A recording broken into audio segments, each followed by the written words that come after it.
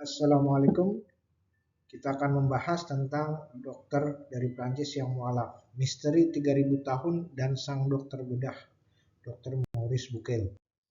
Ya, ini pada tahun 1975 ada kedatangan tanda kutip pasien VIP di Paris. Pemerintah Prancis menawarkan bantuan medis khusus kepada Mesir, bukan untuk presiden atau selebriti, melainkan untuk sesosok jasad dari masa lalu, mumi Fir'aun.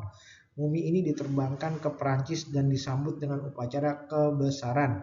Tujuannya mencegah kerusakan mumi dan mengungkap misteri ribuan tahun melalui otopsi modern di pusat purbakala Prancis.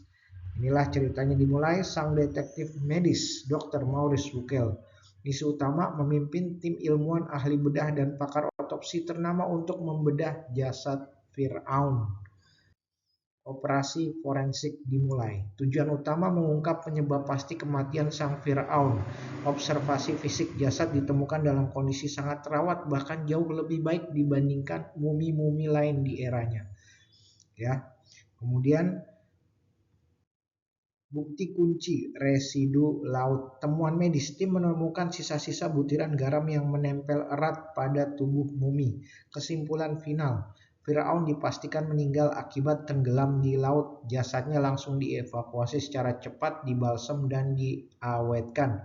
Paradoks ilmiah, bagaimana mungkin jasad yang sempat tenggelam di laut lepas bisa terpelihara dengan kualitas jauh lebih baik dari mumi lainnya? Penghargaan dan sebuah plot twist, tanda kutip ya. Bucaille menerbitkan buku ya, laporannya brilian, ia meraih 2 penghargaan bergengsi. Kemudian ada yang berkata kepadanya, jangan terburu-buru dok, umat Islam sebenarnya sudah lama menjelaskan tentang Fir'aun yang mati tenggelam dan jasadnya yang diselamatkan. Reaksi sang ilmuwan, Dr. Maurice Bucaille, itu mustahil. Bucaille menolak keras klaim tersebut, logika medisnya memberontak, argumen teknologi. Fakta tentang garam dan proses evakuasi laut hanya bisa diketahui lewat teknologi otopsi super canggih abad ke-20. Ya, argumen sejarah mumi Firaun baru ditemukan pada tahun 1898 Masehi. Pertanyaan kritis, bagaimana mungkin sebuah kitab suci yang diturunkan ribuan tahun sebelum mumi ini ditemukan bisa merekam detail medis seakurat ini? Akhirnya Dr. Maurice Bucaille mendapatkan malam tanpa tidur, investigasi lintas kitab. Pada Taurat Perjanjian Lama, kisah mengejar Musa alaihissalam di laut, nasib pasukan, air menutupi kereta dan seluruh tentara. Nasib jasad Fir'aun, tidak seorang pun yang selamat, tidak ada informasi jasad utuh. Injil, nasib jasad Fir'aun, ini Bible ya. Nasib jasad Fir'aun sama sekali tidak menyebutkan adanya penyelamatan jasad Fir'aun dari laut ya. Al-Quran, nah ini yang menarik, yang akhirnya menuntun Dr. Maurice Bucaille mualaf. Bucaille belum tahu, kebingungannya semakin memuncak. Nah kita lihat nih ya, mencari jawaban lintas benua. Proses perbaikan mumi selesai dan jasad dikembalikan ke Mesir. Namun pikiran Dr. Maurice Bucaille tertinggal di labnya, masih mikir dia ya.